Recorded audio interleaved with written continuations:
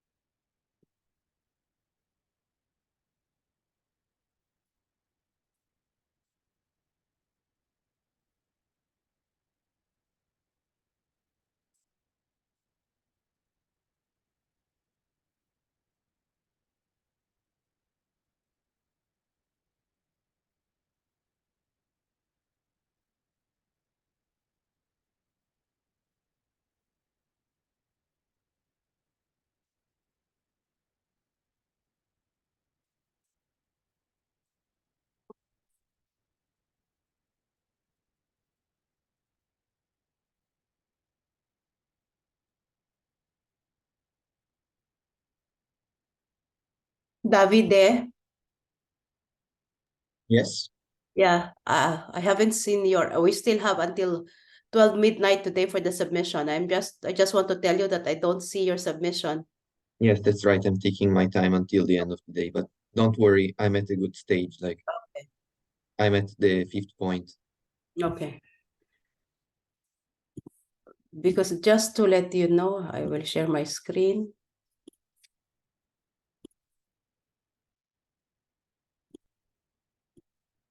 You can see my screen. These are the people who already submitted. Enrico submitted in the stream. I have to, yeah, no, not Enrico, but uh, someone is, uh,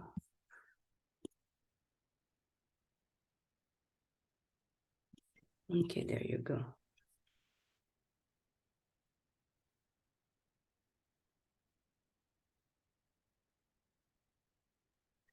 Good morning, Miss. Good morning, good morning.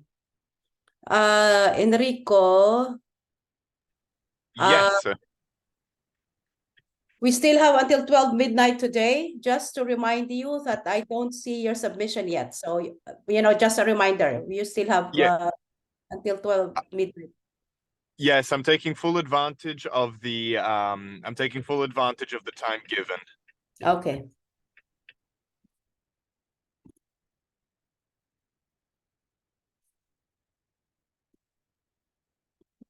Mm.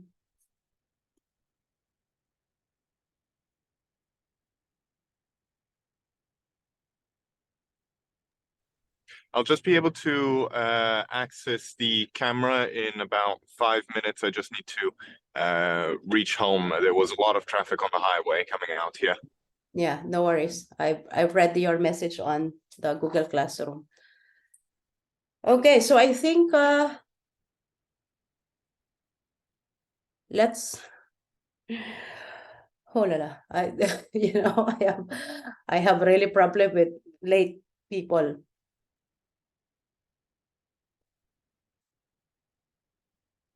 Okay, let's another 4 minutes, guys, and then we'll start. All right. It's 10:06. We start at 10:10.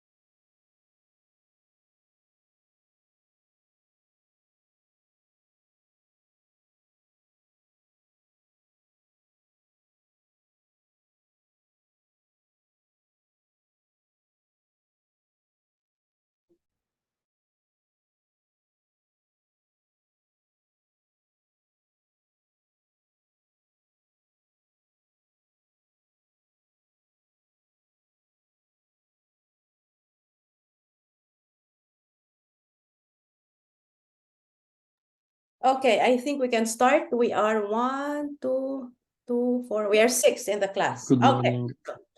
Good morning, Luigi. Good morning. Good morning, Pia. I have Enrico, I have Andrea, I have David, and I have Lucas. Okay. So let's start the discussion for today. Let me just give me 1 minute.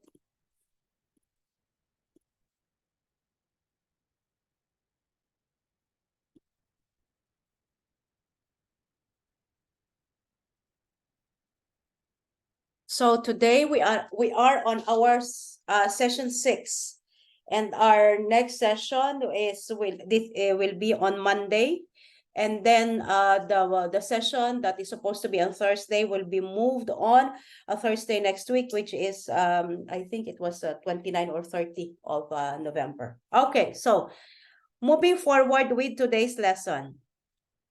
Okay, so remember that last time we ended our session with creating the business, the research problem, and then creating also the research question that you posted on the stream of our Google Classroom. I still remember very well that not all of you posted the research problem in the Google Classroom stream. But then again, you know, I cannot force you to do something you don't want to do. The only thing that I can do is to give you the grade that you deserve. Okay, so I can update it. I don't know. I doesn't know that I have to do it. yeah, but it was the activity last time. Remember this? Post your answer in the stream or the Google Classroom. Yeah. So these activities, you might not look at it as, you know, but these are considerations when giving grades. Okay. So this is what is going to happen. I told you that your paper submission today would act like the midterm exam. Okay. I have seen some, but I didn't in the submission. I mean the submission of the first major assignment. I didn't make comments. I just read it because for papers like that, I don't give my comments the first moment I read it. I have to read it twice. Sometimes I have to read it 3 times, especially if I really want to help the student. I mean, you know, what is my measure of helping the student? If they make an effort, but there are some things that needs to be refined, I read it multiple times so that I can guide the students where to go. But I have seen some submissions like, if I say, for example, for a business plan, what is marketing environment scan, for example, or looking at the competition. I mean, they define what market scan is or environment scan is, but they were not able to apply it into their own business. What's the use of defining? You know, what's the use of defining? I know how to define. That's not the purpose of the draft of your research or your business plan. The draft is for you to see and for you to write and to really put it in writing. How is the pestle analysis or the business Canva applied in the business that you are thinking about, or in the business plan that you are trying to do, or in the case of theoretical thesis, how is rationale connected to the introduction, or how are you going to write the introduction, for example. So this is how I am going to measure your work, not on the definition of things. We are very far away from the definition. So those are considerations, and then I will look very closely at your submission, and then the past 6 participation in the class. Okay, have you been actively participating? Have you all the exercises in the class, are you participating in the exercises in the class? And then with that very strong consideration, probably by Monday next week, I will send an email to Lucas and Lisa, and I will tell them these students doesn't have any chance to pass my class. Then you talk to Lucas and to Lisa, what are their plans for you? But but I will make a very strong stand that these people, if you want to continue attending my class until the end of the session, or it's just 8 session, I don't have any problem with that. Okay, you can still learn. But the thing is that based on the performance in the class and based on the submission, if you will not pass, you will not pass. That's how I make a stand on the courses that I teach. Okay, so this was we ended our activity last session with this, and then let's how do you say it? We will continue from here. I just would like to call on the attention of Pia, and I think let me check the Google Classroom again just to be sure.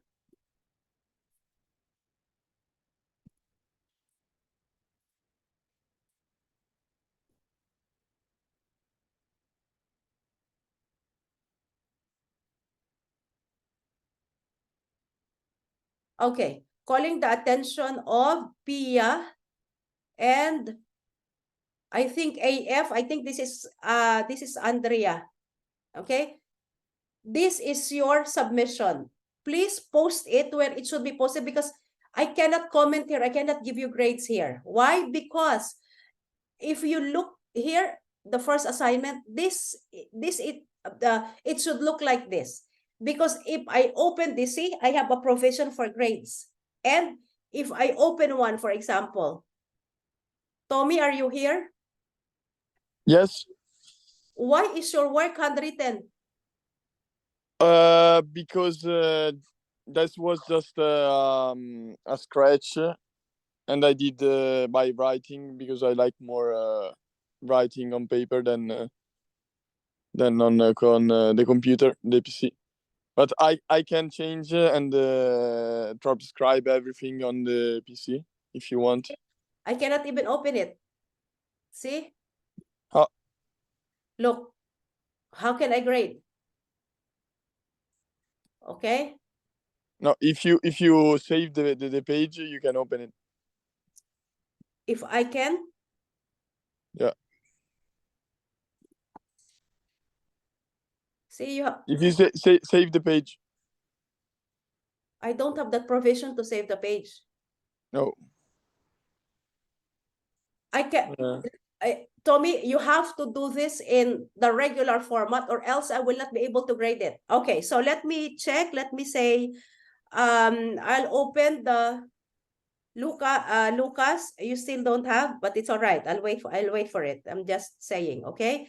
Let's say Dr. Liz, But I don't get the late assignment. Tomaso, we still have until 12 midnight today. Oh, okay. Okay, so you are okay. So I'll give you is this the first time that you are using or submitting assignment in the Google Classroom? This is a question for everyone. No, we have already done it. You No, have but- already done it. Okay, so that means you don't have any problem using this. Okay, let's say, for example, I get the submission of Federico. Okay, so this is it. And then see, I can give the grades. I can give the comments here. And if I highlight this, for example, I can give the comments here. I will not be able to do that if you submit it on the stream, because I will not have this provision. Okay, so Liz, I've got a problem because I do as Tommaso did. I have a part written on paper. So half of the work is on paper and the other is submitted in the work in the classwork. okay, so again, you still have until 12 midnight today to do the other submission, and you will not have any problem because it will not be considered late. And plus, I don't accept late work. So calling the attention of Maria Pia and just to know, I'm in the hospital, so I could have some problem today, but I try my best. Okay, so Maria Pia and Andrea, please resubmit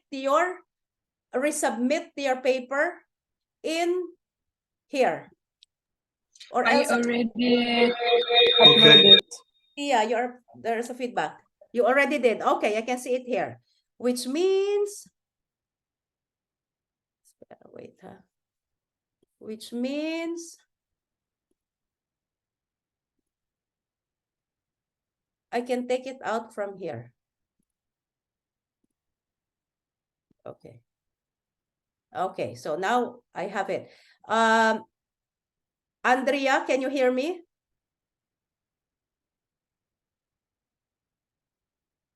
Andrea? Yes, Yeah, I yes, was I can. okay. Can you move your assignment from the stream, put it in the proper place?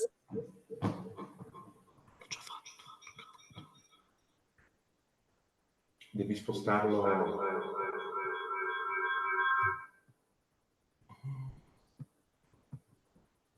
Davide, can you talk to Andrea, please? It is Andrea? at his house.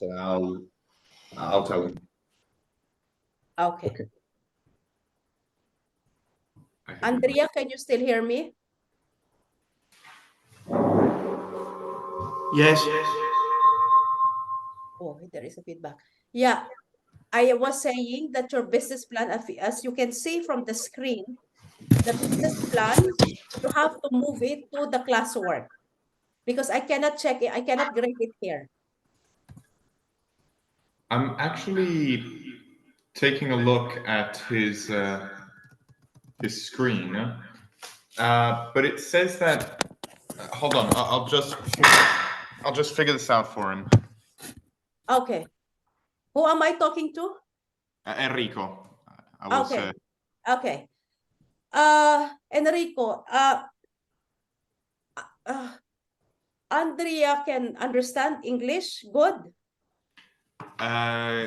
So. He understands it as best he can.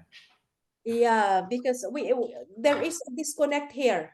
I mean, every time I give instructions, I try to speak very slowly so that my instructions are understood, and I'm taking my time waiting for his answer, but there seems to be a disconnect. Something is lost in translation. So I don't know how to approach his case. Okay, but please tell him this should be in the proper place, or else I will not be able to grade it. Okay.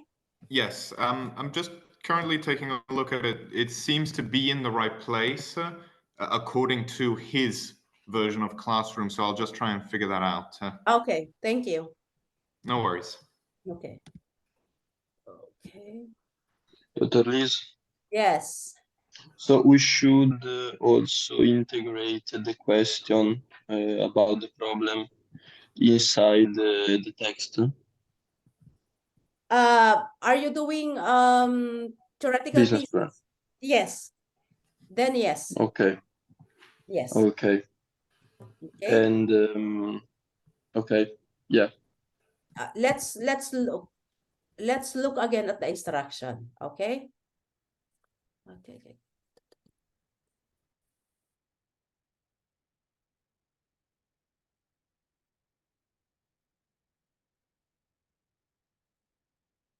I just want to make sure that you are submitting the right document. You are answering the right question. Okay, so here we go. So this is the instruction. For those who are Luigi and Lucas and Davide, you are doing theoretical thesis. So this is basically, so you're in the statement of the problem. You can also add there the research question, Luigi. Okay, because the statement of the problem, it is always, they are like twins. When you have the statement of the problem, you will always have the research questions, and then the objectives and the chapter synthesis. See, substantial. Yeah, but this is for theoretical thesis, right? And you are doing a business plan? Yeah. Okay, so the parts of the business plan, description of the business and the industry where it belongs. I mean, if you are in the restaurant business, if you are in services, if you are selling a product, for example, you have to introduce the management and the strategic team members who, if you're a startup and the business is not really, has not started yet, so it talks about what would be your ideal team, okay? Because it's not yet established. But if the business is already established, who will be the team members, the actual meaning those who are already there in your business right now, who will be part of your strategic team. And then you have just to describe what are the products or services that you are offering. And then you have to do the business canvas plus the PESEL analysis, SMART goal, Porter's Force 5, or SWOT analysis, if you want to add it to the business canvas. But if you think it's really difficult for you, then stick with the business canvas. That's all I am asking from you. See, the instructions are very clear. The moment I will measure your work on what is required here, what is being asked from you, not on something else. Yeah, I made it. The problem is that the first point, the first 4 points about the business, the team, and the other 2, I made it on paper, not digital version. Yeah. So Then yeah, you have to and make- I can't put 2 files on the classwork. So one is on the publication and the other one is in the classroom classwork. Yeah, I understand. But can you do something about it? The only things that I can do is cancel the file that I already sent to you in classwork Mhm. and cancel the other file and rewrite all the things on one file. Yeah, it will be ideal if it will be ideal. But you said you are in the hospital? Yeah, Okay. I have operation today. You have an operation today. Okay. So Yeah. let's not force it due to, these things. I mean, you are excused. As long as there is a submission that I can work on, let's work on that. Okay. Okay, so Thank you. Andrea, I see your file in the Google Classroom. It's done. And then Pia, I see your file, so it's done. Okay, good. Now let's do any other clarification for your submission tonight? No, for me it's okay. No, thank you. Okay, perfect. Okay. I just didn't understand if we have to do 2 different homeworks or it's just one. I mean, it's the thesis one, right? Yeah, there is no other assignment. Okay. Clear. Mhm.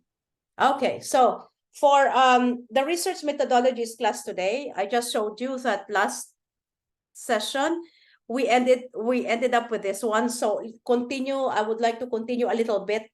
Today's class is a lot of activities from your end. I know I mentioned that I'm going to use Kahoot, but I know that Lucas is looking forward to it. It's just too bad that my Kahoot is not working. I'm trying last night, but my account is not working, so I have to figure out something about it. But there will be a lot of activities today, which of course will be part of the grading of the assessment of your performance in the class later on. Okay, so we talk about the questionnaire. So the questionnaire should be aligned with the research problem. So if you know the research problem, you know exactly what would be your research problem.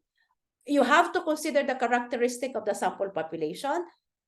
I think I discussed this with you last time, that for those who are doing the business plan, for example, if your part of your research would be knowing who your target market is. The target market, they have 2 different types of qualification.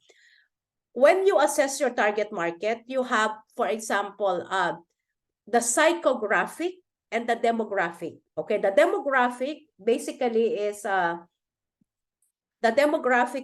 age, educational attainment, gender, literacy meaning Are they educated? Educated meaning high school, at least those who finish high school. Those are your demographics. The psychographics, on the other hand, are actually the state of mind of your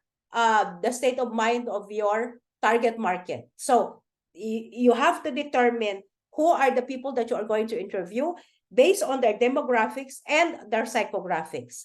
And then, of course, the thing that we're going to focus today is that, is your questionnaire established, or is it modified, or is it original? You have to put your questions into a meaningful order in format, meaning, questions are always progressive, meaning you start with the general going specific. It cannot be general, specific, specific, general. You have to arrange your questionnaire in a way that is easy for your target, for your respondents to analyze and to understand. You also have to determine the length of time to complete the questionnaire. Your questionnaire should be, the timeline is between 10 to 15 minutes, okay? You have to determine the right amount of questions to ask. I mean, there are some questions that, sometimes the students will ask me, Dr. Liz, can you answer my questionnaire because it has something to do with your expertise? Okay, I said, okay, so give me the question. Anyway, it's a survey. It's this and this. But then, it's a bachelor's degree thesis, and then you're going to give me 25 to 30 questions. That's too much, okay? But there is no right formula for what is enough. But the rule of thumb meaning the usual practice is that a survey questionnaire should be between 10 to 15 questions only, okay? You also have to pre-test the questionnaire. You have to do a pilot study or either mock interview. Okay, so for those who will be doing questionnaire, this question is for you. Let's start with you, Davide. What is your research methodology? Are you going to do interview?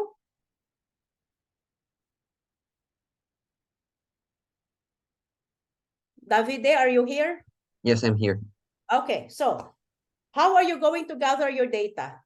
Are you going to do interview? Are you going to do a survey? Are you going to look at documents? What research methodology are you going to use to gather your data? I would mostly look at documents, as well as, in general, searching on trusted online sources, such Okay. as newspapers, Okay. or still documents in reality. Okay. Because having a survey for my subject would be a bit complicated. It would become a subjective research, Okay. not an objective research. Okay, so you are not going to do a questionnaire. Okay. Okay. Accepted. Lucas.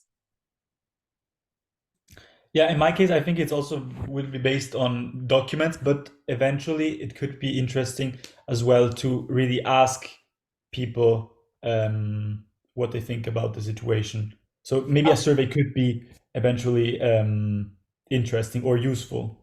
Okay. I think, Lucas, I would not suggest a survey for you. I would highly suggest a focus interview, FI. Okay?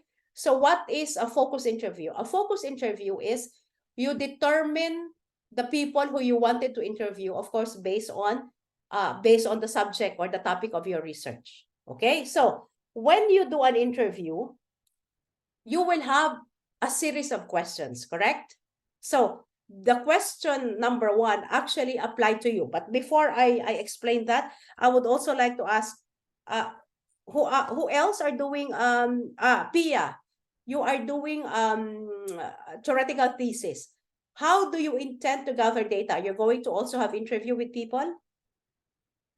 No, I don't think so. I think I take data from documents, and maybe after I was thinking about do us like some statistic about that, but nothing more, I think. Yeah. Pia, you are going to measure, if I remember it correctly, let me recall from memory, engagement, right? Employee Employee retention. and employee retention. There is no engagement? I don't think so. Yeah, in your title. I mean, No, in my title is not. Wait, I just. Yeah, can you tell us again what your title is? People powered retention. Oh yeah, employees engaged but in keeping employees engaged. Yeah, in keeping Not employees- in the process of the engage. Yeah, so the question is, it's possible, Pia, it's possible that you will look at the numbers to measure employee engagement, but it's also an option for you to ask, let's say, HR manager, for example, the one who is in charge of HR, and ask them, how do you measure employee engagement? What does it mean? Okay, so it can also be an interview. Okay, I will explain. Yeah, later. but the fact is that if I take, for example, I don't know, like a company, I don't know in which way I can do the interview of them. Well, it's actually very easy. You write a letter introducing yourself, saying, I am Pia. I am a bachelor student of the Swiss School of Management, Milan or Brescia, and I am doing I am doing a research. I'm writing my thesis on employee engagement. Tell them your title. It be possible to ask for 10 minutes of your time, because I just want to ask you about the following questions, and then you put the questions. So okay. Okay, and then tell them, I will come at your most convenient time, at your most convenient space, and thank you very much for accommodating my request. See? Okay. In if I am not able to go to them, maybe I can just do this interview by email, I think. You can do the interview by Zoom. By Zoom, okay. Yes, because Yeah, if you it's the do, same. yeah, I mean, yeah, it's okay by email if they will, if they will answer, but it would be also a good experience for you if you can interview live, even through Zoom. But if there is Yeah. really no time and they are willing to answer you through email, you can also do that. Okay. Okay. Okay, thank you.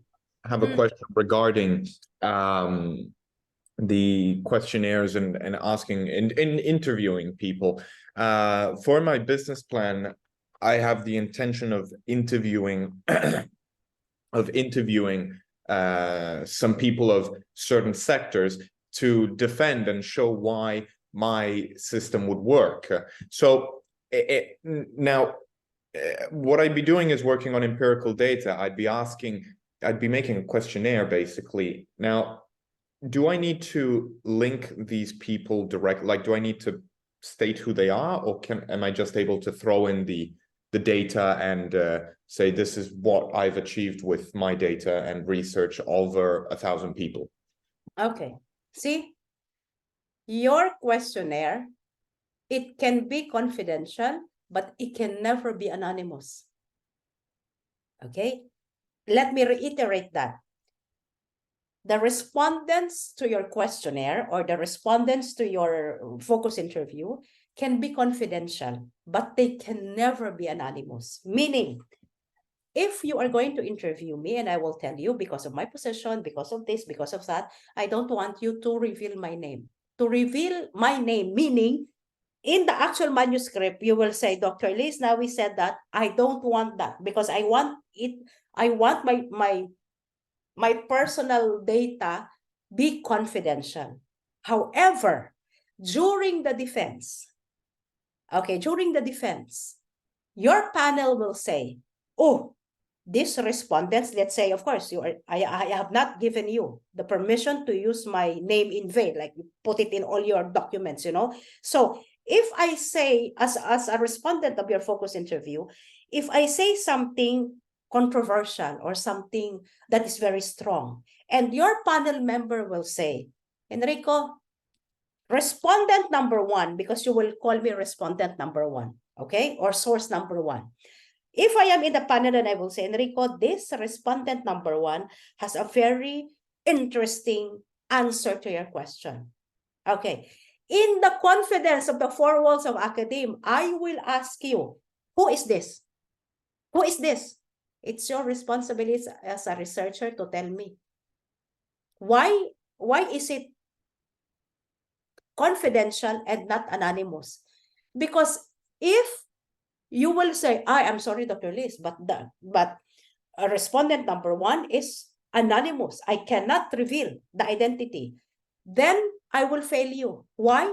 Because in the 4 walls of the academe, no one, especially in research, no one can be anonymous. Because how would I know if this person really exists? Or does this person really exist, or he is just a product of your imagination?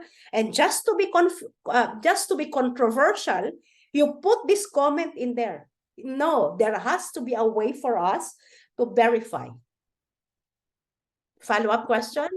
Yeah, so basically when I'm doing the questionnaire, it won't be anonymous 1, anonymous 2. It'll simply be a list of names that I will put into statistics, and if it were to be asked, I have to reveal them. Exactly. Only if you will be asked. Okay, so until under the cloak of confidentiality, you just label them respondent 1, respondent 2, person A, person B. That's okay. But once your panel members ask you, you have to reveal. Because if I will be sitting, for sure, I will not be your research director. So probably Brescia will invite me to sit in one of your in some of the thesis defense of the student.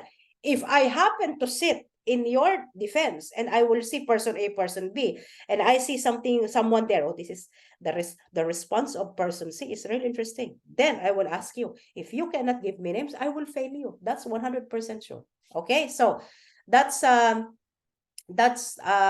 confidentiality versus anonymity. Okay, so going back, for those who are going to do interview, you have to explain if the questionnaire that you have is, you take it from someone else, it was copied from other research in the past, which means the questionnaire is already established. Because if you will tell me in the appendix section of your thesis, for example, in your case, Davide and Pia and Lucas, you say you are going to do a lot of document analysis. So all the documents that you will mention in your research, it has to be screenshot, scanned, downloaded, and it should be part of your actual thesis in the area of appendices. Because you cannot say, according to the study of Dr. Liz Nawi in 1989, then if it is an actual, for example, a newspaper article, for example, then you have to put it at the end, because we need to see where is the newspaper article that you didn't really, you don't just invent it just to put it there. So it needs to be in the appendices. So in that line, the questionnaire should also be part of the appendices. Okay, so once the panelist, for example, or your research director would say, where is your questionnaire? It's in the appendices. Okay, very good. It's good that you put it there. Even the letter that I was telling you, Pia, like, dear head of HR, it should be presented as part of the appendices. Okay, it will make your research stronger. Okay, it will make it very reliable. So the questionnaire, it's either it is a questionnaire that you adapted from other research, or you modified it a little bit to put your flavor to it, or is it new and is it original? Okay, so if it's new and original, meaning you created it yourself, the next question would be, did you pre-test the questionnaire? Did you do a mock interview? Did you do a pilot study? If you have a new and original questionnaire, ask someone, for example, the person that you are going to interview as part of your research would be, let's say, students from 18 to 25 years old. So because your questionnaire is new, pre-test your questionnaire to 18 to 25 years old and ask them, can you please take a look at this questionnaire? Do you think it's understandable? Are the questions put together into a meaningful order in format? So that's what you call mock interviews or pilot study or pre-testing the questionnaire. Because if you pre-test your questionnaire, probably the 18 to 25 years old would say, yeah, but it's too long because it's 35 questions. Can you imagine asking somebody on the street for 35 for a survey of 35 questions? That's too much. Which means you will look at your questionnaire and say, when I pre-tested the questionnaire, initially it's 35, but because after the pre-testing, my target audience told me that it's too long, so I trim it down to 17, for example. From 35, I trim it down to half, for example. So that's the beauty of pre-testing the questionnaire. Another beauty of pre-testing the questionnaire is that sometimes there are words or jargon in our profession that is not it's not very common to other people. So instead of saying, for example, I don't know what is the jargon, refrigeration, for example. So probably there is another term for it, that it can be fully understood by your target respondents of your focus interview. So in the questionnaire, you have to identify if it's already established, if it's modified, if it's your original. If it's established or modified, you just have to explain. Remember, I told you in research, everything is acceptable as long as you can defend. Everything is acceptable as long as you can defend. You will say, well, this is a new and original questionnaire. And then your panel member will say, well, how did you know that your questions are good? That this is actually the right question to answer your hypothesis and to answer your research questions. And then you say, well, I pre-test the questionnaire. I designed the questionnaire. I pre-tested it. So that is acceptable in research. Okay, so that is the beauty of pre-testing and identifying if your questionnaires are established, modified, or new and original. So 15 to 20 questions, including the demographics, which is ideal. The demographics meaning, with the GDPR very strong guidelines in Europe, you cannot actually force the respondents to put their name or to put their email or to put their telephone number. But it needs to be their name, gender, for example, age. If they will not answer those questions, you cannot force them. Okay, so time to complete is between 10 to 15 minutes. It can be confidential, but never anonymous. I explained this lengthy earlier. Preferably online to save time so that you don't have to go to another city, another place. So self-explanatory. It has to be close-ended and multiple choice. Close-ended meaning it can be answerable by yes or no, or it can be like a scale, like the Likert scale of a range of 1 to 5. 1 being the lowest, 5 being the highest. How would you rate employee engagement in the last 2 years in your company, for example? So it's a close-ended question or either multiple choice. Questions should be very simple, explicit, mean what you say what you mean, and it should not be controversial. The validity and reliability. How do you measure validity and reliability? For example, you have 10 questions for your 10 questions that you have to administer. 7 must be answered for the data to be considered valid. Less than 7 questions answered, it is considered null and void. Okay, so let's say you have 15 questions, 5 are at the demographics. The demographic question, age, gender, whatever. So you have 10 really complete questions pertaining to your research. If 7 of those questions are answered, it's good, because sometimes the respondents will say, well, question number 4 doesn't really resonate with me, so I don't want to answer that. Okay, so that's good. So you have to determine that for 10 questions, 7 questions must be answered for the data to be considered. If if your respondent only answered 6 or only answered 5, you throw the questionnaire away. Why? It's not valid. Why? Because once you treat the data in the data analysis and you have included everything, even those who only answered 5, what will happen to the other questions? So it will be problematic for you. Why? Because there will be a lot of questions. For example, you have, for the sake of argument, you have 100 respondents. You count everything, which means in some questions, there will be, the range would be 100 because everyone answered it. And then there will be some questions that the data will be 37. That's not good, because the gap between 100 and 37 is very big. So it has to be like 100, probably the lowest that you will have if you will follow the 7 questions that will be answered. So 100 if one question is answered by everyone. And then the lowest probably would be, it will definitely be around, the lowest probably is 62. See, so 100 over 62 is totally different from 100 over 37. So you have to determine the validity and reliability of your data depending on this. Okay, so for those who are going to do focus interview, for example, the focus interview, you will ask a question, and then there's a tendency for people to tell stories that are not really related to the question. Okay, so once you transcribe the data, and you will hear, well, the interview was like 20 minutes, but only 5 minutes are valid data. So you throw everything away, you only concentrate on answers that directly connects to your question.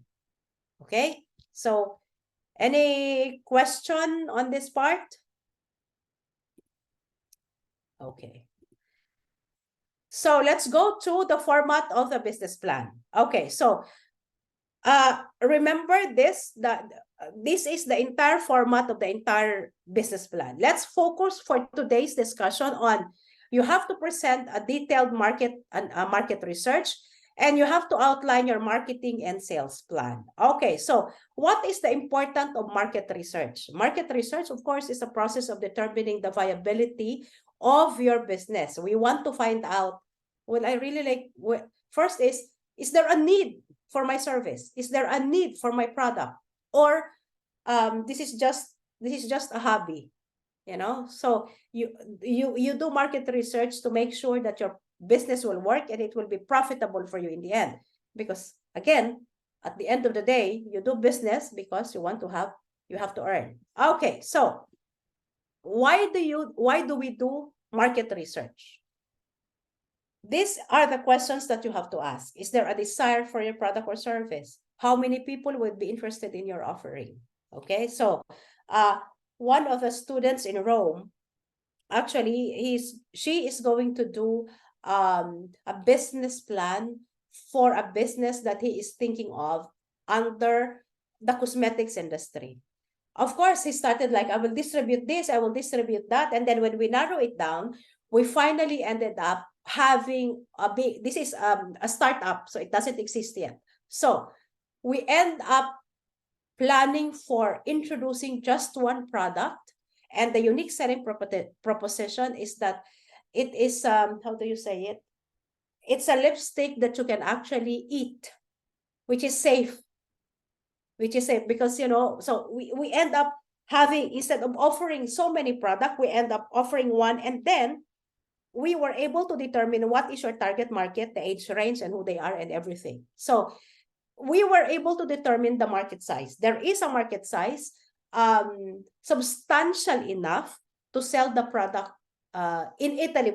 We start with Italy, not major distribution. Why? Because for major distribution of this product, the main concern is the logistics of sending the product. So I said, just for the purposes of the thesis, let's make it more focused, and let's focus on distributing the product solely in Italy because she is in Italy. So what are the economic indicator? What is the income range of and employment rate of the income range of your target market? The income range, meaning if you are selling a little high-end product. So there should be, you know, an income range for those who are going to buy your product. Okay, so location, are you going to have a physical store? Are you going to have an online store? Are you going to sell in Amazon? You know, a lot of students are saying, I will do a distribution in Amazon because it's cheap. I'm sorry, Amazon is not cheap. I've been there. I have distributed my product to Amazon in the US. It's a lot cheaper for sure than having a physical store, but the charges are multiple layer. If you're going to distribute in Amazon, you have your own platform and you have to pay for it like a physical store. Okay, and then on top of paying for the Amazon as a platform, they get a commission depending on the product that you are going to sell, but they are making commission not on the net profit or not on the net sales, but on the price per product. And when I was doing it probably 5-6 years ago, the commission is 8. I'm selling food like organic products online in Amazon in the US. On top of paying monthly for the online store that we have, I also have to pay 8% commission for every product that I sell. See, so where is your location? Are you going to have a physical store? Are you going to distribute online? In this day and age, if you're not going to distribute online, you haven't opened your business yet, close your door. Especially if your if your product can be, you know, a lipstick, for example. If you're just going to sell a lipstick and in a physical store and you will not be available online, you're just going to waste your money. Okay, so the market saturation. The market saturation is, what is your niche?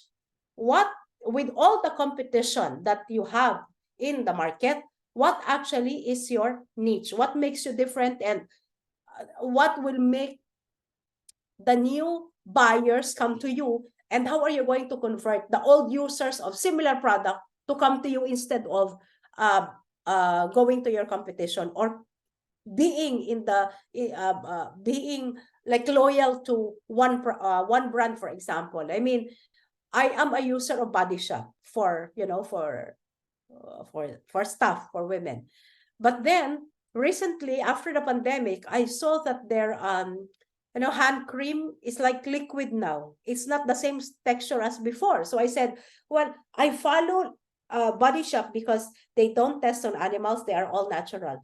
But then again, I found an alternative. Same principle. Now they are not being, this brand is not being tested on animals. They are all natural, but the consistency of the product is more to my taste.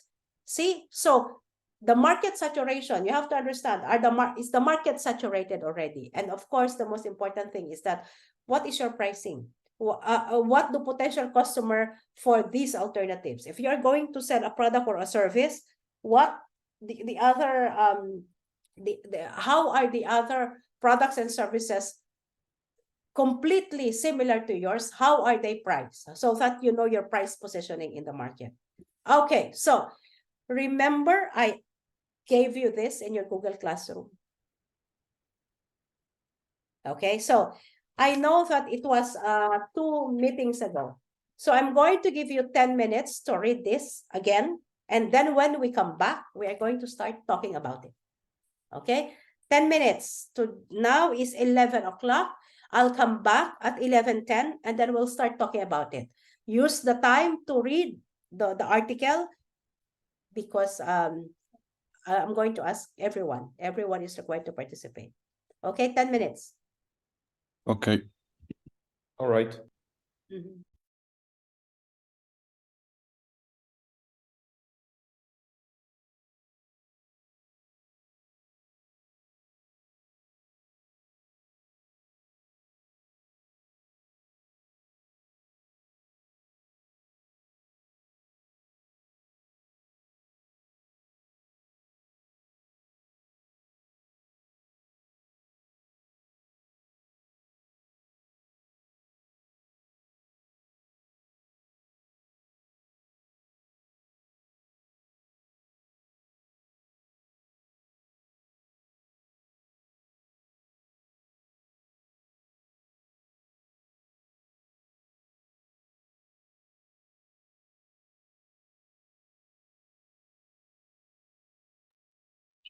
At least.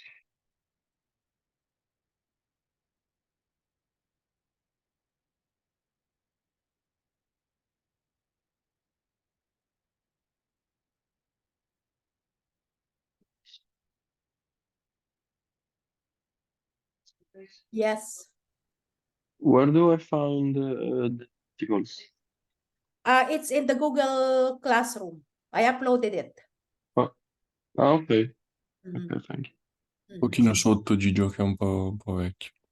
Ah, ok. Grazie. Thank you.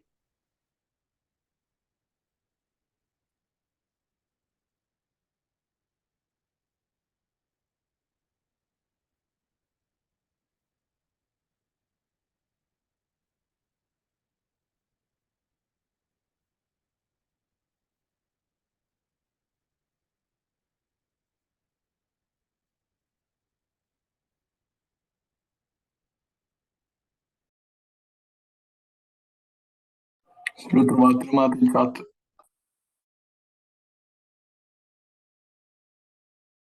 Cosa? Mandarlo in chat. Aspetta.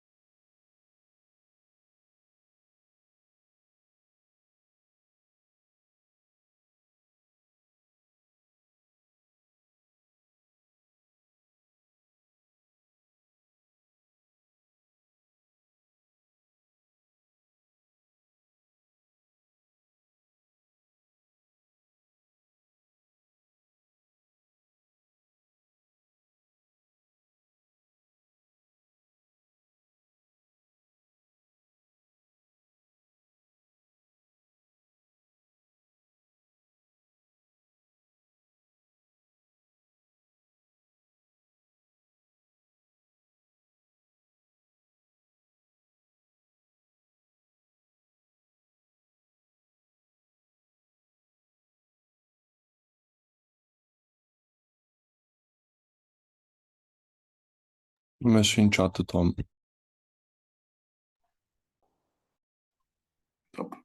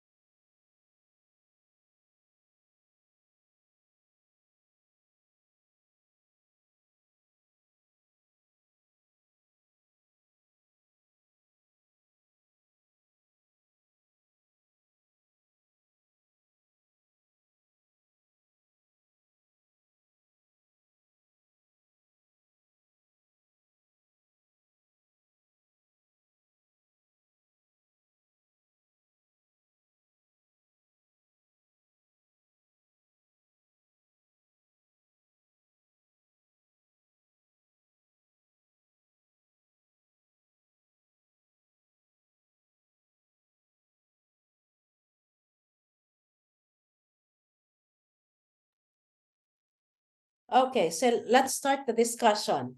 Okay, so the main question would be, what are the basic information that resonates with you about the case of IKEA? Well, basic information would be that they're currently working every day on cost reduction, Okay, how they change the store's layout, for example, in China, to help accommodate new business for the Chinese market, so making them feel at home. You know, the price attractiveness of the entire store and their ability to change with each market they go into. okay, so what resonates with you is the costing, the pricing structure of IKEA, because in the article they say that IKEA products are getting lower by 2 to 3% per year. Okay, of course, depending on the products, but for sure, I am a lover of IKEA. I mean, there are basic things that I buy in IKEA that I don't buy anywhere else. But then with the 2 to 3% pricing, lower pricing that they have doesn't apply to a lot of their products, because a lot of their products are actually getting higher because the cost of production is also higher. But then again, there are so many deals that if you know where to look, you can actually find just like any other store. But I agree with you that the costing, it appeals with you. Okay, what about the others, Chuck? Yes, Enrico. Also, the fact that they cut down on the amount of fornitori. I'm missing the word right now, but they Supplier. Suppliers. suppliers. If they used to have 50 suppliers, now they have like 4. Why is it good for you? Why do you think? Well, it's good for us because it reduces on the risk of there being a faulty product, because it's all going through the same, there are the same 4 suppliers, so the standard of quality is always the same. It avoids the possibility of a sofa that was supposed to be red to be blue, because it's all going through one line. It helps reduce costs for the shipping, and in turn our costs, because if you have to ship one thing from different parts of the globe, it'll cost a lot more, and it keeps everything in a neat and tidy place. Okay. What about the rest, Andrea? What is your opinion from based on the reading? What 1 or 2 areas that resonates with you?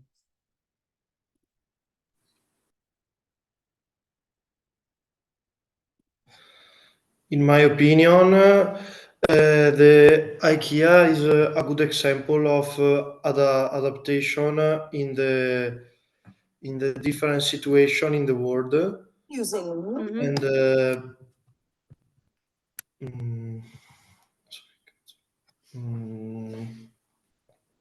non lo so. Fatto che si focalizzi. Yes, and I like the customers focus experience of IKEA. Okay. What do you I agree with you. When you answer questions like this, you have to get your answer from what you read.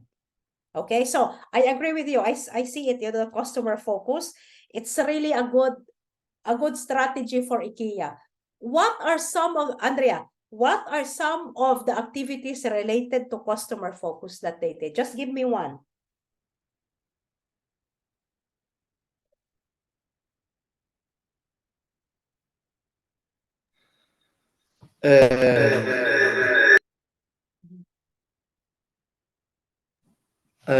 Okay. For example, the virtual reality, but no, this is not in the text, and or the showroom. The showroom. You know that if you go to IKEA, they will say, what can you do in a 25 square meter bedroom? And then when you see their showroom, it's like, it looks big. It looks big. Why? What is the strategy? Visually, they don't put doors. They don't put doors. So when you enter, it looks very big because there's no doors. And most of the time, the cabinet that they put in a simple bedroom display, the cabinets are very small. So that's the strategy. Also, another focus is that, now I will not give example because the others have to answer yet. Okay, thank you so much, Andrea and Enrico. Who would like to go next? Tommy. I just Tommy and then Tommy, okay. Federico. Okay. So I like the in the article the IKEA tried to adapt their product in the US market and the China market based on their culture kind of environment. The article talk about the in the China market where when he locate the store near a public transportation for enchant the quality of how to get in the store. Mhm. And for the customer service is a really good and important things to have. Also, they adapt every product by starting to the European market, and they change by in the US market the large stuff, like they try to fit in the US houses the stuff that they sell in the European market. Yeah. So see, it was in the 1990s. So IKEA is trying to expand to different market, but all the measurements of their products are actually Europe based. I mean, I lived in the US for a year, you know, so I traveled everywhere. So in the US, everything is big, you know, Yeah. even the size of Dr. food. Liz, Yes. I have to go. They're calling me. Oh, okay. So you're Okay. going, okay. Okay. Bye All bye. the best, huh? Thank you. Okay. Goodbye. Luigi, buona operazione. Ciao ciao. Okay. So in the US, the measurement is always very big. You know, I was telling you, even the serving of food is always very big. So, but in Europe, we are practical people. You know, it's what's amazing in Europe is that, you know, in the US, every bank, for example, has their own security guard. Here in Barcelona, I don't know in Italy, in Barcelona and in France, in the south of France, in Nice, where I studied and lived for 6 years, they don't have security guards in bank. They have double doors. You know, we are more practical. So curtains are shorter because our windows here are shorter. And then the measurement of beds, you know, the measurement of beds in the US is single, double, queen, and king. We don't have that here. Our measurement is 190 by 180. Yeah. The 200 by 200, you know. So where is, you know, it's the measurement is different, but those are one of the earlier mistakes of IKEA. Of course, right now they're totally different. Let me ask you a trivia. Do you know where is the biggest IKEA in the world? No. In Sweden? No. No. It's in the Philippines. Really? Yeah. I was there last April, and I said it was very new, you know. They opened it, I think, December last year, and I was there last April, and I said, let's go to the biggest IKEA in the world. And it's really freaking big. Where is it? In Manila, the In capital? Manila, yeah. Have you been to the Philippines, Federico?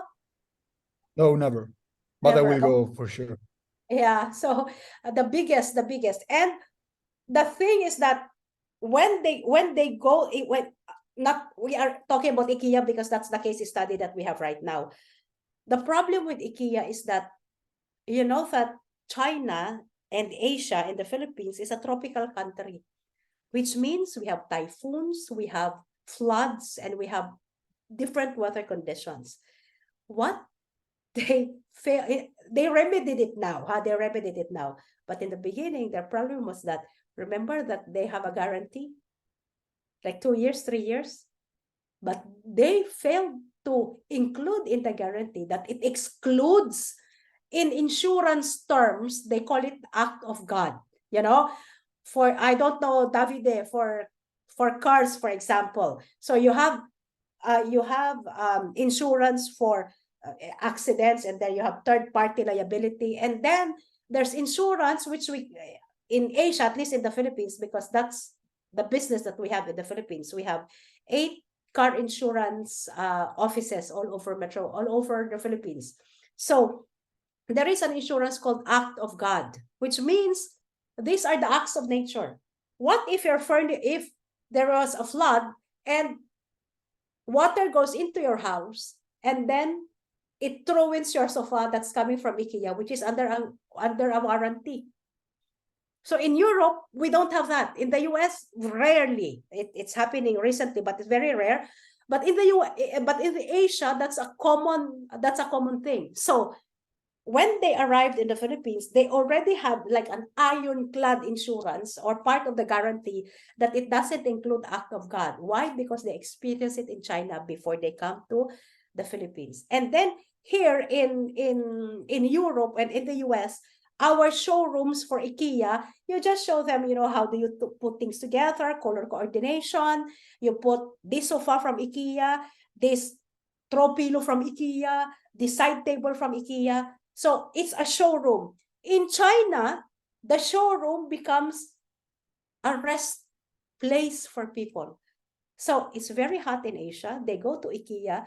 In the showroom of the bed and the sofa, they actually sleep. See? So those are the different purposes of IKEA. Okay, any other observation, Federico? Go ahead. I just really enjoyed how IKEA integrates its business with the Swedish typical restaurants inside their warehouse, because I think that they offer a more intensive experience of the Scandinavian country, offering typical food, typical drinks, because I've been one time to the IKEA restaurant, and I really enjoyed it. It's like, they're really in Scandinavian heritage, creating like a more immersive brand experience. Yes, I mean, restaurant is always an important part of because look at how massive their store is, and then the layout actually force you to pass through all this light section, candle section, flower section. So the layout is like that. So aside from, you end up buying more, of course you're hungry after a while. Okay, so that's good. What is your take, Lucas?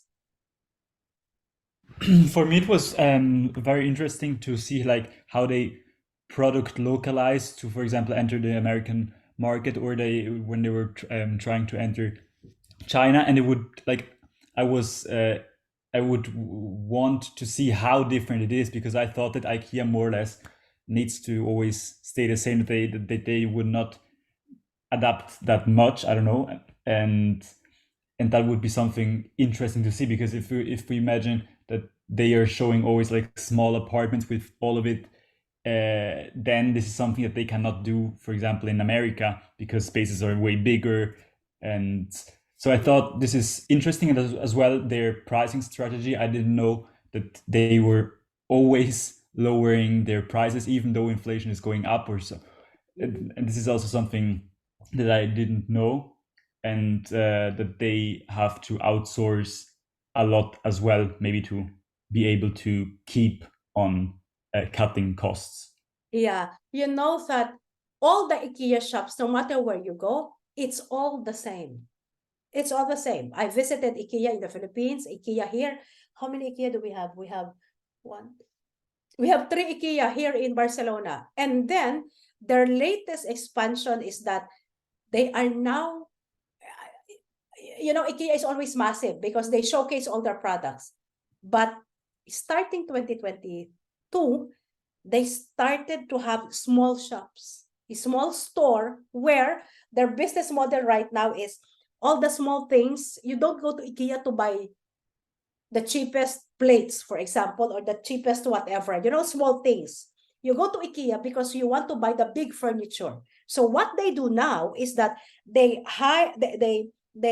rent small spaces to sell their small things. So right now, here in Barcelona, inside a mall, we actually have an IKEA that, for very small stuff, side tables, flowers, picture frames, the very small. And then they also have a catalog for the big stuff.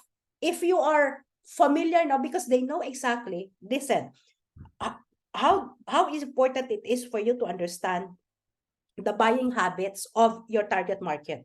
Right now, they are preparing for clients who doesn't need to look at the actual sofa that they are buying, because they only need to, what they need is to see the actual measurement and the color, and they can see it on the screen. So what these small IKEA shops now doing in Barcelona is that they have the small products, but at the same time, they have a catalog where you can choose for a bed. You can choose a cabinet, for example, that's big, and then you look at the screen, you put them together, they lay out, they measure, and then you don't have to go to the actual very big physical store. Why? Because I believe here, I told you in Barcelona, we have 3 IKEA. It's immense.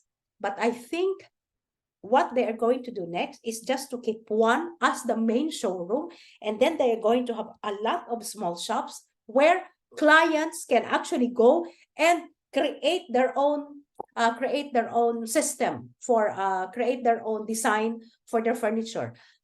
I am a follower of IKEA. I know exactly how they work. Why? Because I constructed my house, and the kitchen, my entire kitchen, I designed it through IKEA. Okay, so thank you, Lucas, for that. Davide and Sergio and Giacomo, you're done. Davide, any comment? Well, the strategy of IKEA of having so many products that they have around 10,000 products in their whole stock. But the fact that they are managing to adapt to every country is definitely shocking as a fact. So they are a big multinational company that is managing to adapt also to different culture adaptations.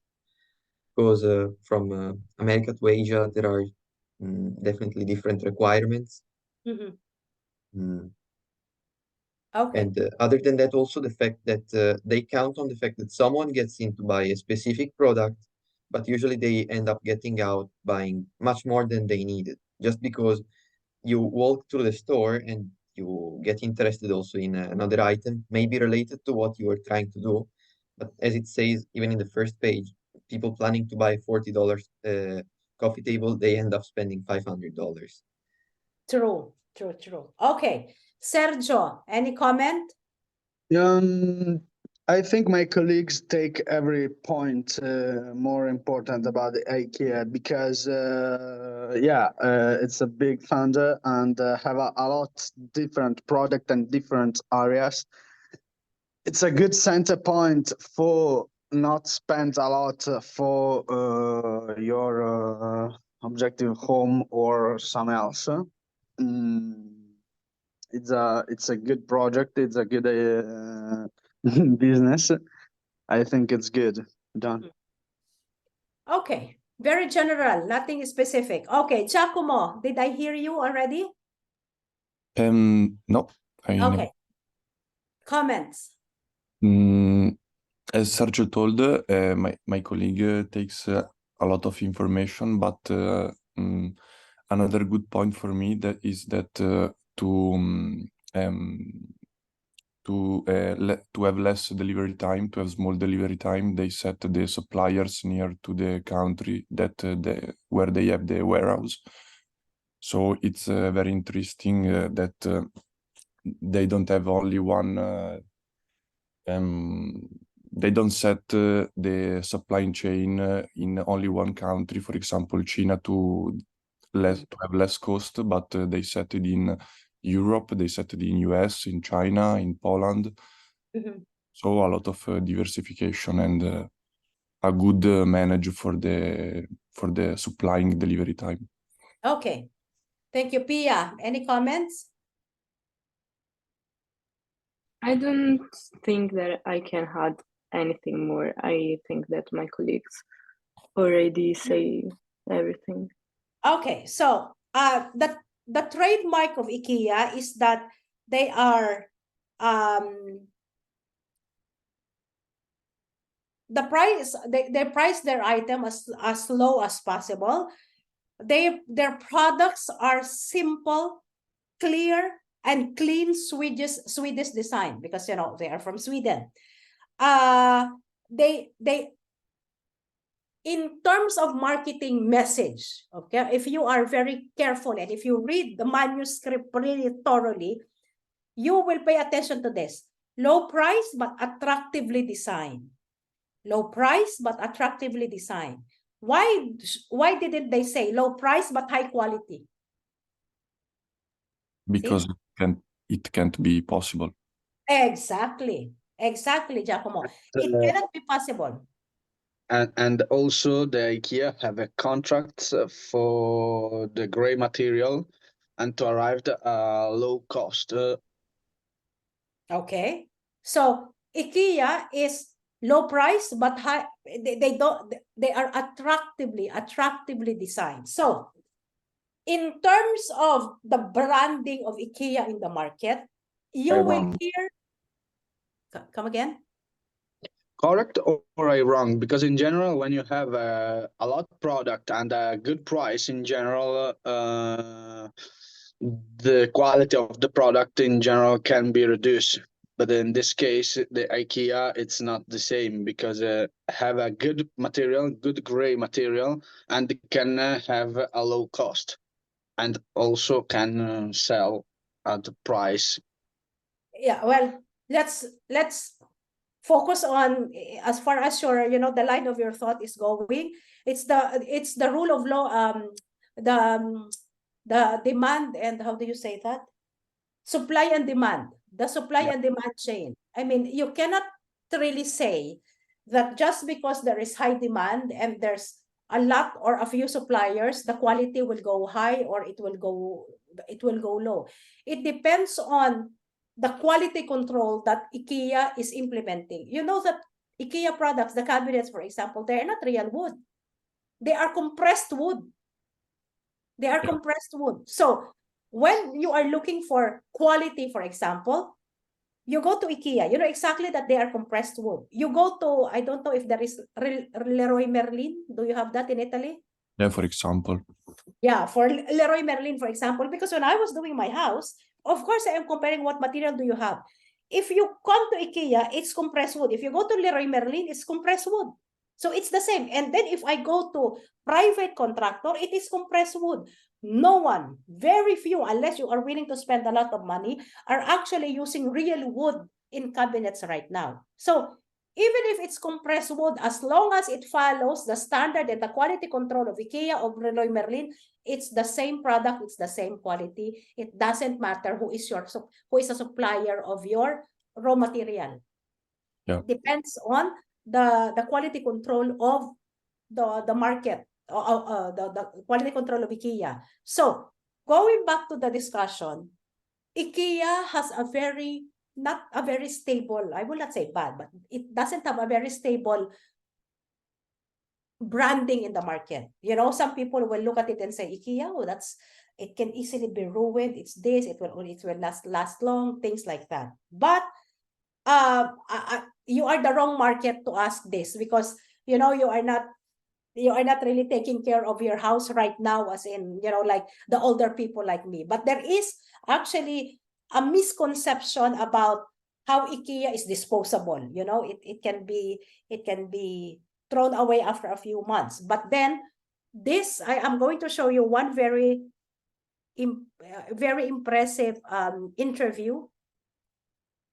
Can you see my screen? Yep. Okay. Of course. Too many platforms for work. We should just use Monday.com. We're not using that many. I didn't even know that was the right way to pronounce it. I assume you know. Can you hear it? Can you see it good? Zlatan. No? Yes. Yes. Okay. Yes. Okay. Then the broker goes like, rich people that can get a house. That be a message to us that you're not going to stay very long? Let's see. Could be. Do you have any furniture? I have furniture. Oh, good. Okay. But yeah, The story is when we rented the house or looking, I said to my wife, listen, get a house with furnitures because yeah, I don't go out there and following you to get the furnitures. And she was like, I found a nice house, but has no furnitures. And I'm like, but then you go to IKEA and you get the furnitures. And then the broker goes like, rich people, they don't buy furnitures in IKEA. No, but intelligent people do. That's my story. So I just want to show you that because there is there is a misconception that IKEA is not really that reliable.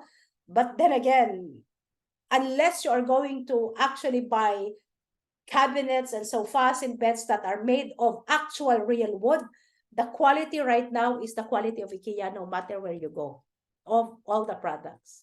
So that's branding for us. That's branding for us. Okay, so moving forward with our lecture. So, the important thing that I want you, the takeaway that I want you to have with the IKEA case is that it is very important to know, for those who are doing the business plan, it's very important to know your product, your market, so that you know how to plan better when you create your business canvas, your pestle analysis or your SWOT analysis. Because if, for example, I am doing a business plan for IKEA, I really understand that a certain middle class and up clients, they frown IKEA when they hear IKEA. They will be like, that's not really the best choice.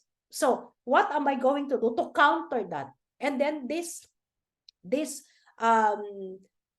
interview came out. So for me, if I am branding, developing the brand for IKEA, I will always play this one. I mean, the rich people don't buy in IKEA, but intelligent people does. Can you imagine if you make that as a tagline? Of course, you cannot choose this as a tagline because it discriminates the rich people. But it's, if you keep on playing this interview, it's a subtle way of saying, well, we get what we pay for. Okay, so the marketing plan. Okay, so I will move forward with the research methodology so that it would accommodate those who are doing also the thesis. Okay, so the research methodology, remember, in the format of your thesis, you have introduction, chapter 1, review of related literature, and then chapter 2 is theoretical framework, and then you have research methodology. The research methodology is how research is done systematically, which means how was the data collected or generated, or how was the data analyzed? The data meaning the information that you will get. In the case of Davide, Lucas, and Pia, you are going to look for, okay, so what are the information that I need to support to solve the problem, to solve my research problem? So this information that you will get is called the data. Okay, so when we talk about research methodology, we talk about how do you collect the data and then how do you analyze the data. Okay, so there are different types of data collection. We call that data collection. You have the individual interview or focus interview that I mentioned to you. You have the qualitative survey. What is the difference between a qualitative survey and quantitative survey? The quantitative, the number survey is yes or no, and then you count how many said yes, how many said no. And the questions are always close-ended. It's answerable by yes or no, or it is in the Likert scale in the scale of 1 to 5. Okay, so, but qualitative is an open-ended question. So why do you think, in the case of Pia, for example, what are the activities of the company that makes the employees engage? So that is a qualitative survey. Why? Because the respondent, the one who is about to answer the question, needs to explain further what, because the question starts with why, or what, or how. So it needs to explain. So you have also the focus group discussion. The focus group discussion is if you are going to interview, for example, 3 different HR heads of different companies. So you put them all together. That's why it's a focus group discussion. The focus interview is one-on-one. The focus group discussion is within a group. The record keeping is also called as document analysis. You can also have case studies, for example. Case studies is you take the case of IKEA, for example, and you take the case of Disneyland in Paris, for example. Okay, so if you have these two, you have case studies you are comparing their marketing strategy and their mistakes so that they will not commit the same mistakes again. So those are case studies. And you can actually do also qualitative observation. You can observe, like for example, what strategy is effective in a face-to-face classroom setting in the course financial management, for example. So how are you going to get the data? You can ask the faculty, ma'am or Dr. Liz, can I sit down in your class just as an observer? And then you have a guide on what you are going to look to measure the effect, what are the effective tools to be used, what are the effective tools to use to teach financial literacy, for example, or financial courses to students. So you can actually do an observation, provided that you are guided with a tool. What are you going to measure? So these are the different types of data collection techniques. Okay, so another activity. I want you to choose your partner. We're going to do a sample of focus interview. Okay, remember this? We're going to have a little exercise on data collection. We're going to have a data collection from your partner. Okay, so for the activity is 15 minutes interview and then 20 minutes report. Okay, you have to choose your partner. You have to do a focus interview one-on-one. Okay, so we have a research problem. The problem is, how relevant is a college diploma in your future career plan? That's the problem. The research objective is to know if a college diploma is still a must to earn by student and if they still believe that it will help them in their future career. So the research method is qualitative. You have to ask your partner. Okay, remember I told you before there is a thing called semi-structured interview. Okay, a semi-structured interview questionnaire looks like this. So you only have one question, but you have a follow-up question based on the answer. So your first question is, do you think your college diploma will help you in your future career plan? No. Why? Or yes, how? Okay, and then based on the answer of your partner, you have to have a follow-up question based on the answer, which means you only have question one, but you might probably have 2 to 3 follow-up questions. So this type of questionnaire is called a semi-structured interview questionnaire. Okay, and then you have the second question. What can be an alternative to a college diploma that can help you in your future career? Question number 2. But then you might have 1 or 2 follow-up questions. So I will ask you, you have to choose your partner. Enrico and Andrea, I think you are in the same room. So I believe, yeah, okay. So the 2 of you will automatically be partners, correct? Okay. Enrico and Andrea. Okay. So we have Davide, who will be your partner? I think I could partner up with Lucas. Yes. Lucas, that's okay? Davide and Lucas. Okay. Tommy, who do you partner with? Giacomo. Giacomo, that's all right? Yes. Okay. Pia, who will you partner with? Who is going to miss? Federico.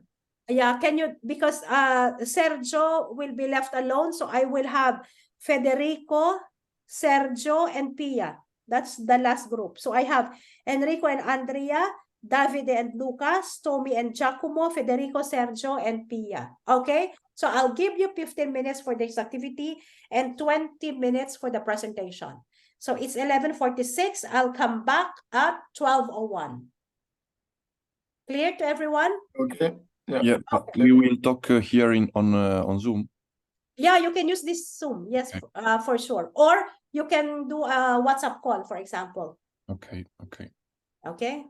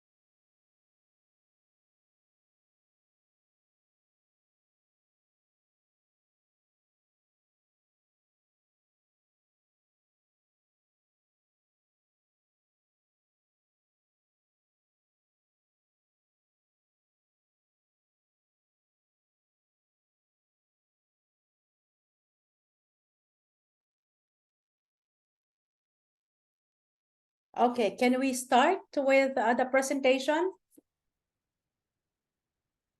Just 1 more minute, miss. Okay. Who is ready?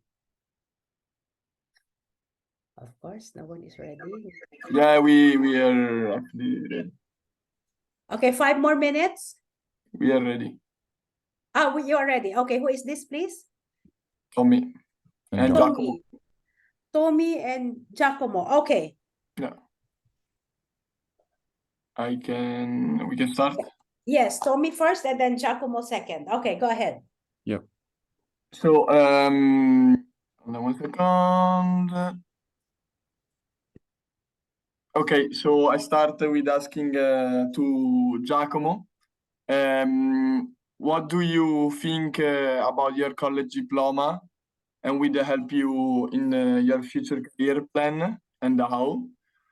And Giacomo respond to me that he thinks that the diploma is useful, but is not that fundamental. In his case, it could be related and it could Okay, be, we are ready, miss. Okay, so let's Tommy is reporting. could be related to his future work. Could implement and improving his work. Okay. And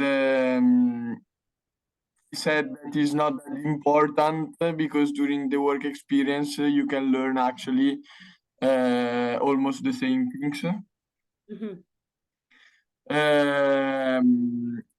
After that, I asked to him, what is the most important experience did you learn from the university that can you apply to your work? And he said, from a theoretical point, making an effective business plan. Okay. He responded to me. The second question that was, what can be an alternative to a college diploma that can help you in your future career? He responds to me, the alternative could be useful to go alone in another country and try and start to make a new career with new people and new experience to grow yourself. Okay. And I asked to him if was something that he ever think about in his life. And he responded to me that he would like to do that, but still difficult for the work that he have to do. But probably, maybe in the future, he will done something like that. Okay. Okay. So And the same, Giacomo. Thank you. okay. So I will process everything when everyone reported already. Okay. So in your case, Giacomo, what did Tommy answer to the questions? Sorry? Okay. For the first question, Tommy said that the diploma will not be fundamental for a young guy, and he think that he can earn the same skill by improving yourself, and he see the diploma as a second gate that help him to find his real goal in the life and help you to grow mentally. And then I questioned Tommy, what do you think about the study method that he faced during this year?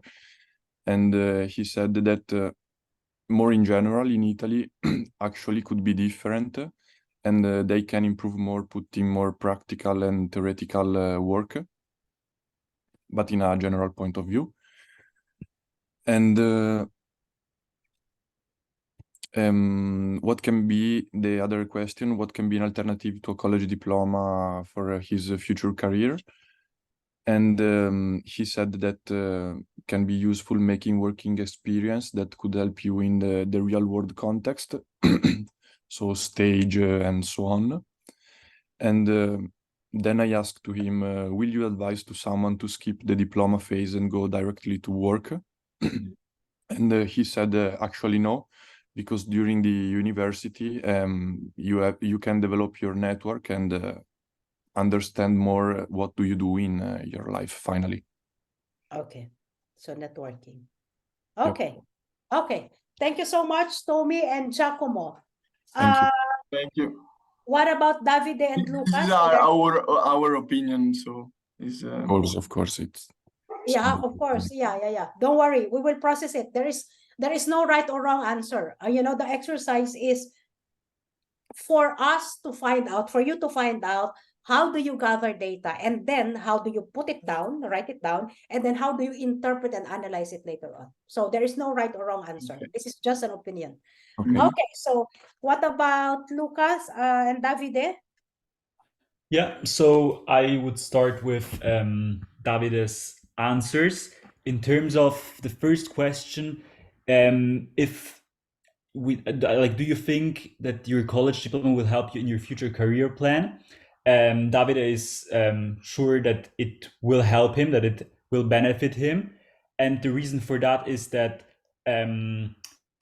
since he will take eventually a managerial position in his family business, having studied business administration will not only make him like stronger, but give him as well credibility maybe for the employees.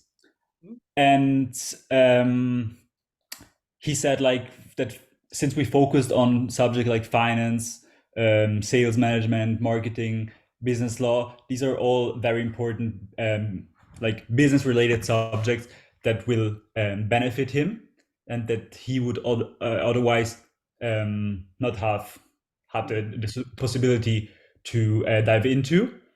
And what can be an alternative to a college diploma that can help him in his future career? So he said that the only alternative that comes to his mind would be, or would have been, like a formation program specializing in these subjects, maybe more in a practical way, or having attended like a school with focus on economics that isn't lyceum, like a gymnasium, but like I don't know how these schools are called in English. I don't know if you understood. And then I asked him if he was able to go back in time, if he would still study in a gymnasium of sciences and then continue his studies in a university, or if he would rather go back and select this high school that is not a gymnasium but is still focusing like on these fields of economics. And he said that he would still take the same path. He would go to a gymnasium and create himself a general knowledge and to have like a broader view about all kinds of subjects and don't be focused that at a young age. And then I asked him as well if he thinks that the diploma is more important now than it has been before. And he said that it's basically essential in all kinds of jobs nowadays, nearly like a basic requirement, especially if you don't want to be a blue collar worker. Okay. Instead, Okay. as Okay, instead Davide, as regards the answers of Lucas, he has a similar view of mine, and his words were that the BBA title would help him in his future career as it would be related to real estate, and as he doesn't have a family business, that would be his alternative. And learning with this BBA would help him in his, especially with the soft skills part of the program. He would be able to improve your salesperson's capabilities.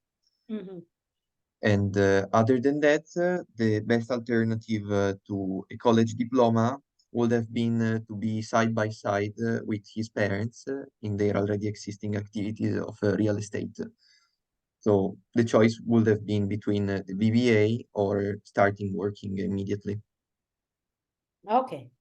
Okay. Thank you. Next, we have Enrico and Andrea. Yes, so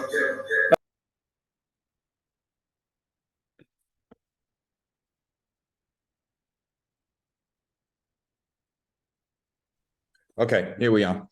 So the questions that I asked him, we started off with the with the first question. Do you think your college diploma will help you in your future, and how?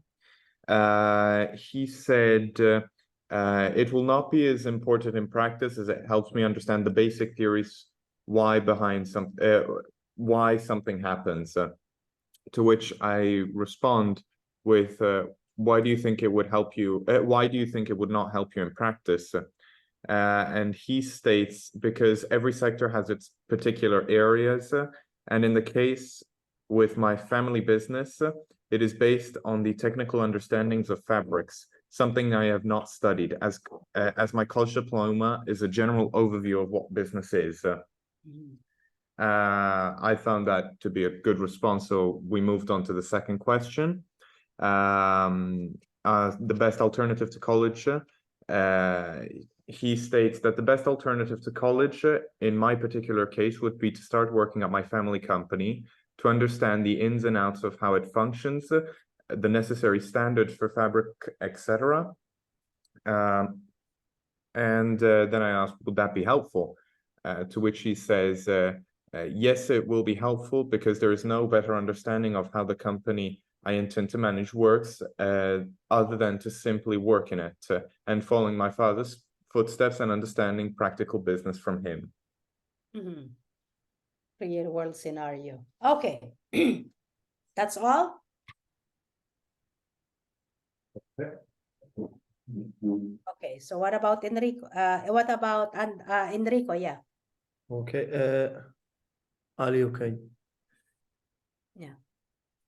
Enrico, in the first question, yes, my college diploma will help me in the future as I will be able to utilize what I have learned to situations as they arise. The college diploma also helps you understand the kind of environment you can find in the workplace and out in the real world. Follow up, do you think what a college diploma is fundamental? No, a college diploma is not fundamental as it depends on what industry you want to go into.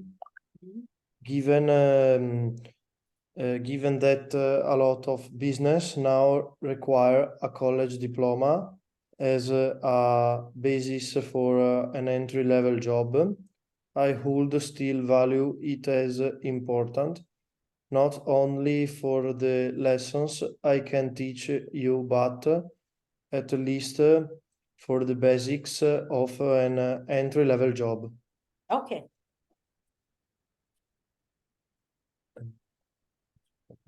Sì. Sì. For the second question, what can be alternative to college diploma that can help you in your future career? Something that will help me in my future career will be autobiographies of successful entrepreneurs and a constant up-to-date knowledge, not knowledge, but my interested industry with knowledge from a newspaper.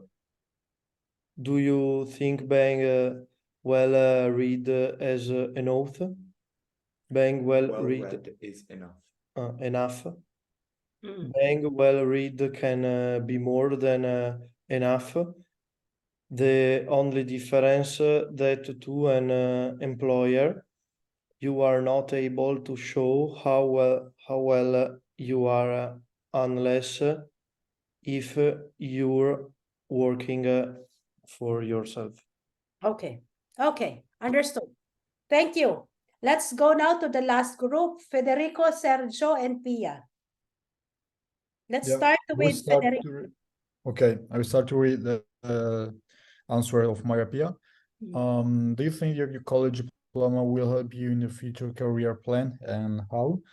Maria Pia told me that she thinks that the college diploma could be an advantage for finding a job position in that specific sector, and looking for work areas are the most similar to her studies diploma title.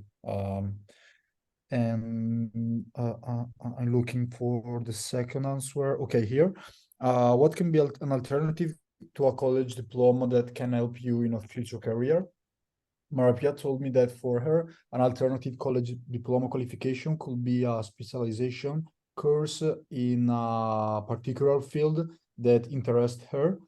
And however, she thinks that it's more difficult to find work because nowadays qualifications are very relevant and important in a society where it's difficult to find a work, like the situation that now we are. And in conclusion, she thinks that a specialization can helpful, but it cannot train you 360 degree like a college diploma. Oh, okay. Okay, let me write that down. Can I? But not a college.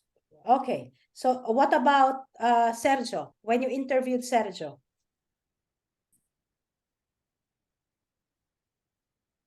Maybe I can read the answer of Federico before, if it's right for Okay. you. Oh, okay, but who did interview Sergio? Federico has. I'm still waiting for his answer. I have no response from Sergio. Okay, Pia, go ahead. Okay, so Federico answered the first question in just a second. He told to me that in his case, the diploma is an additional thing that will help him in the future, and that can open more doors for he in the world of work. And in the second question, he told me that entering a work perspective as a young person, he thinks there is an excellent alternative to a diploma. For example, he has been working in the family company for almost 3 years, and he has already focused on what he will want to do in the coming years. So the diploma for he is not something that coveted for by everyone, and some don't give it weight. And for these reasons, many kids start working after finished high school. Okay, so Pia and Federico, did you have follow-up question based on the answer? Because remember, this is a semi-structured interview. I have a question. I have the question from Maria Pia regarding the first one. That I asked to Maria Pia that do you think that with these titles you can have more job opportunities, or are you focused on only one particular opportunity? And Maria Pia, if you want, say your answer to this question. Yeah, I think that is more difficult because maybe in these days the qualifications are very relevant and important, so it's more difficult to find a job. And for this reason, I think that a specialization can be helpful, but it cannot train you as like a college diploma. Okay, perfect. Federico, you still don't have the answer from Sergio? I think that Sergio is ready. He has got my answer to the question. Sergio? Yeah, I can to see the response about my colleague. So the first question in this case, the response is in the case of Federico, the diploma is an additional thing that will help me in the future and then can open more door for me in the world of work. And the second response is turning a work perspective as a young person, and I think is an excellent alternative to diploma. For example, I have been working in the family company for almost 3 years, and I have already focused on what I will want to do in the coming years. The diploma is not something convenient for be everyone. Some do not give it weight. For this reason, many kids start working after they finish at high school. Mhm. So Okay. this is a response about Federico. So yeah. I give my first response, and now I finish it to write my second response. It's a little bit short, but really, Mhm. really specific. Okay, so I have the answer of Federico and Pia. Who interviewed Sergio? Yeah. I interviewed Sergio about the first question, but like he said, he missed the second one. I think that Sergio, se vuoi continuare la seconda, te la leggo dopo, te la leggo. Sì, sto Volevo iniziare scrivendo, sto finendo di scrivere adesso. Ok. Okay, I will read the first answer of Sergio of the first question. It's very quick. Sergio said that developing business skill with an economic company in Italy. This is the answer of Sergio to the question. Yeah, okay. So if we will, I have written all your answers, so Okay. this is how you gather data from your respondents. For example, I am doing a research on how relevant is college diploma in the minds of the students from Brescia. So I am very clear about my research problem. My research problem is I want to know if it in your mind is still relevant. That's my research problem. My research objective is, of course, I'm going to ask you a question that you will answer to because to solve my research problem. My research method, this is a qualitative research method. Why? Because you are elaborating on your answer. I am not asking you, do you think college diploma is relevant? Choose yes or no. In the range of 1 to 5, 1 being the lowest, 5 being the highest. How do you, so this is a qualitative because you have to explain your answer. And I am using a semi-structured interview questionnaire because I only have 2 questions, but then again, you have a follow-up question, and that is the structure of a semi-structured interview. Okay, so I have this very rich data in front of me. And automatically, for a researcher like me, this is very rich, and a lot of things, I have the sensation that I can almost see it 3D because all the negative and the positive answer and the neutral answer, it actually, for me, the sensation that it is lifting through the pages of the paper. Why? Because it's very obvious for those who are already involved in the family business.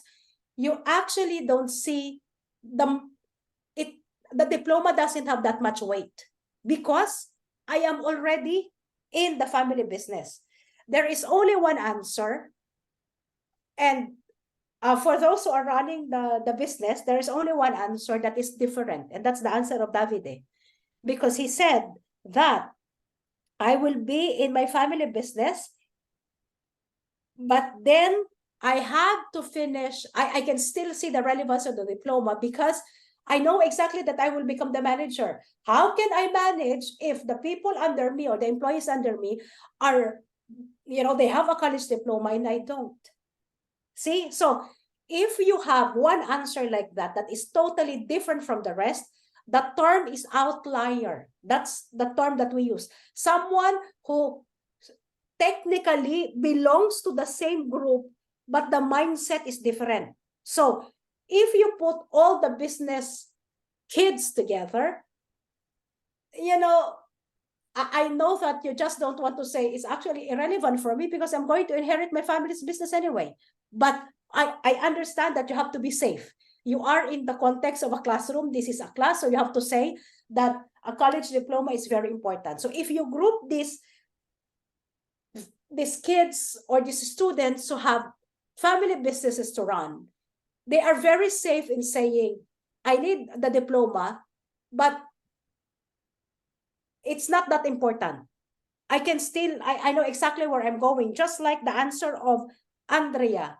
Like, the courses that I'm taking in the school are actually general courses, but I am specialized in the technicalities of textile, which the school is actually not teaching. So how can I couple the learnings that I have in the school with the actual career plan that I have, that I want to specialize in textile?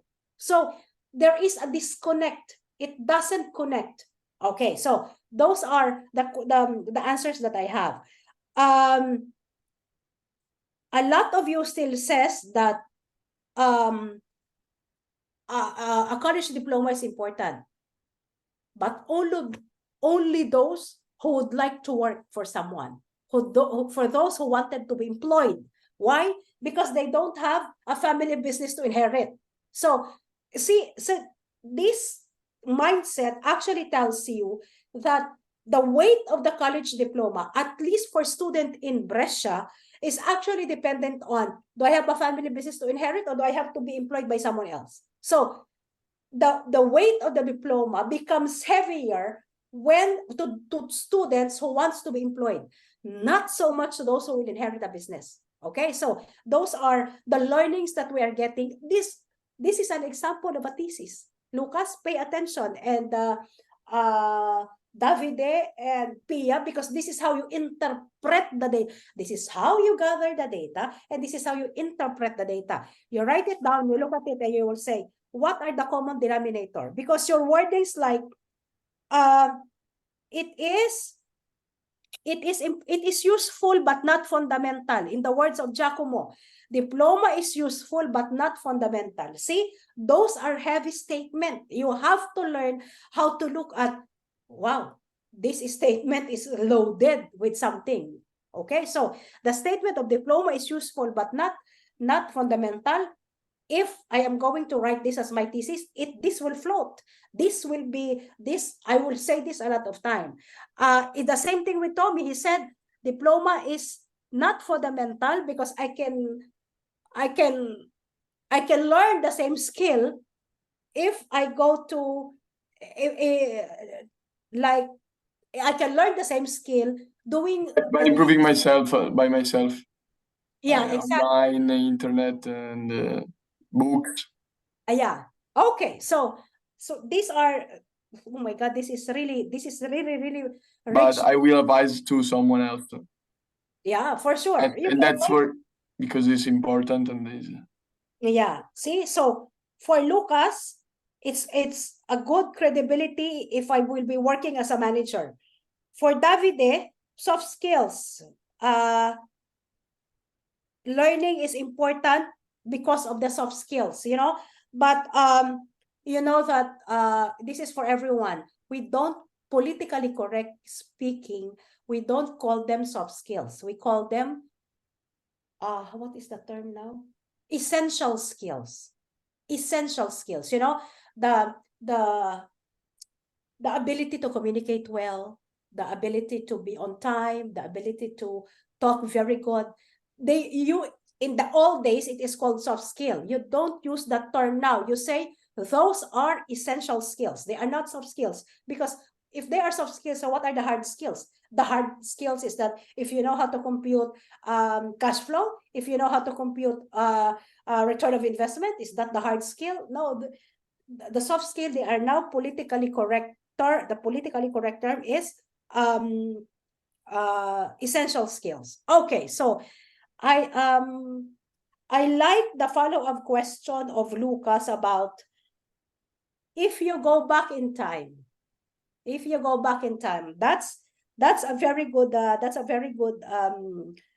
follow-up question, because it gives you a glimpse of your readiness to become a researcher by asking the right question and framing it in a way that it allows your respondent, the person you interview, to really look at,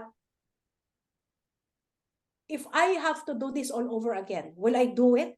And the answer of David is, I will not change anything. So it gives you a glimpse of how strong the answer is of your respondents and what is the very strong position about the issue of the relevance of college diploma. It gives you how strong the opinion is. At the same time, the person asking the question, which is in this case Lucas, this is very good because you are allowing the person that you're going to interview time to think and a context, a context like, if you have to do this all over again. So it's not really about now and moving forward. So this exercise is actually an example of how you do focus interview and how you do a reflection of qualitative research, because the data is very rich, how to write a research problem, how to write a research objective, how to structure or how to put together a semi-structured interview, and how you ask the question basically. Okay, so what is my take about the importance or the relevance of a college diploma? I have my PhD, which means I have done from kindergarten up to the highest degree.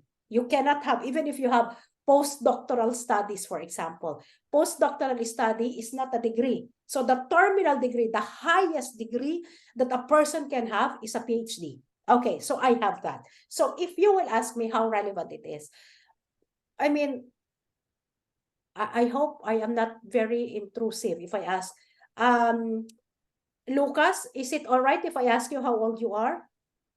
Yes, May 22. I ask? How old are you? Yes, 22.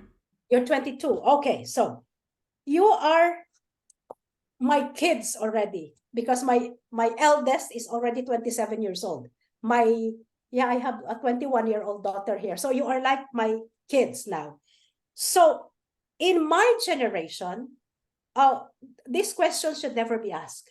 How relevant is a college diploma? This question should never be asked. Like, are you a fool in asking that question? Of course it is important. Okay, but in this day and age, coming from someone who's done the whole 9 years of kindergarten to the PhD, I tell you, I agree with the others. It is important, but in 5 years' time, it might not be that important. Why? Because right now, even for those who are looking for employment after their degree, the next generation, they will be looking at not your college diploma, but what have you done in the last 6 months or the last 12 months in terms of skill development. Okay, so they will always look for your college diploma, traditional businesses, for example. But if you are going to work as a prompt engineer, do you know what a prompt engineer is? No?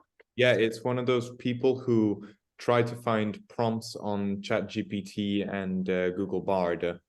Okay, so a prompt engineer is just like you and me, but we know how to formulate a question, to ask the right question to an artificial intelligence so that it generates the text, it generates the video, it generates the picture. For example, in ChatGPT, you don't say, write me an article about the relevance of college diploma. If you do that, you're a prompt person. You're the one who's putting the prompt. But a prompt engineer is someone who knows how to put words together so the artificial intelligence can actually generate the best answer to your question. So the best answer will come from the best question. So when you use artificial intelligence, ChatGPT, for example, you don't say, write me an article or a blog about how relevant is college diploma. No, you have to say very specifically, as a student, write me a 300-word blog about the relevance of so prompt, they are called prompt engineers. So in the future, if you're going to apply as a prompt engineer, the qualification that needs to be in the paper, not only your college diploma, that's probably going to be a secondary thing, but the thing that has to be written on the paper is, so what is your preparation and what are your skills or what are your trainings to become a prompt engineer? See, so even if you say I'm a graduate of Bachelor in Business Administration, and then you're applying as a prompt engineer, that your diploma is irrelevant because you don't have the proper training or the proper skill. So would I say it is important? Now it is important. We don't know what will happen 5 years from now because of the advent of more sophisticated technology in all industry. In all industry, not only in technology, but in all industry. So why is, the question is, why are you taking bachelor's degree if it's not going to be that much relevant in the next 5 years? Why? First is that you don't know this, but in pedagogy is how we as teachers are trained to teach. Okay, so, I know that you have experienced some courses where the teacher is like speaking in the next 30-45 minutes without a break, without asking any question, without any example. This is research methodology, example, definition. This is, so in teaching pedagogy, we are taught, especially if it's a computer mediated lecture, to talk only for 15 minutes and then ask question. Cut. It needs to break the monotony. So part of our training as teachers is that the reason why we ask the students to come and attend and to earn a bachelor's degree is, of course, you learn about economics, in your case, of business management, and all the courses involved. But the most important for us is, the measure is, we are teaching you discipline. Because there is a regular class that you have to come and you have to attend and you have to sit in the 3-hour lecture. That is discipline. Why? Because when you enter the workplace, either you are employee or either you are the owner of the business or the manager of the business, the skill doesn't change. You still have to have that same discipline of coming on time, making use of all the time that you have to be more productive, learning how to listen to your superior. Even if you are a manager, there will always be, in your family business, your father or your mother will always be ahead of you. There will always be your manager. But you have to learn that what is going on in the family home, when you go to your house, to your place of work, that dynamics doesn't change. I have a daughter. He's actually studying under the Swiss School of Management, Barcelona. At home, I am called Ma. Ma, I need this. Ma, can you do this? But if we are outside, she is never allowed to call me that. I am Dr. Liz in front of everyone. And I always tell her, you don't approach me in front of everybody. You are always very far away. I don't want to make some of the people that are working for me feel uncomfortable just because you are around. Of course, there are certain privileges awarded to you, but you are very far away from me. I don't want. So the reason why you are doing the bachelor's degree is to train you how to have that sense of responsibility and to have that sense of discipline. I would like to end this class by saying something about Tommy, when you said I can learn that at my own pace. That's true. But if you take this class, for example, of research, you will, on the 3rd session, for sure, you will drop it. Oh my God, this is such a boring class. Why do I need research? I will not use it when I apply in my work. I will never use it. So if you are doing it on your own, and there is no checking of, you have to attend the classes, you have to pass the exams, or you have to do the activities, then you will give up immediately after the 3rd session. Why? Because it's up to you. So the bachelor's degree actually teaches you not only the concept inside the class, but it teaches you more than that. It's preparing you because it's teaching you discipline, and it is teaching you responsibility. So this is how you do research. This is how you do semi-structured interview, and this is how you gather your data. And now, the next session that we will have on Monday, we are going to talk about. Then I have this. So the question is, how am I going to analyze that? So I have the data as part of the research methodology. How am I going to analyze that? Okay, so that's is there any question, any clarification, any violent reaction for today's class? Clarification from anyone? No. All clear. All clear. Yes. Okay. Okay, so with that, we didn't have a break. So I will see you on Monday next week for our last class. I will please hold on to all the answers to this because I will ask you to post that in our Google Classroom. It will be graded as one of your quizzes. Claro? Clear? Yep. Yes. Okay. So meaning our interview right now has to be posted. Yes, you will post it. Okay. Okay, so I will give the instruction probably this afternoon or tomorrow morning. But please hold on to your interview. You need it. Okay. Okay. So thank you very much for today. Thank you very much. Bye bye. Bye bye. Bye. Please. Yes. Thank you. For the business plan that I wrote on paper. I have to do all the SWOT, the pistol, or because I did like the Canva business model. I have to do the pistol and the SWOT too. Yeah, you have, if you have the business canvas and you did it good, that's good enough. However, Okay. if you want to add one more, it depends on you. But if you only have business canvas, that's good enough. Okay, thank you so much. Okay. Have a nice one. Thank you. Okay, bye-bye.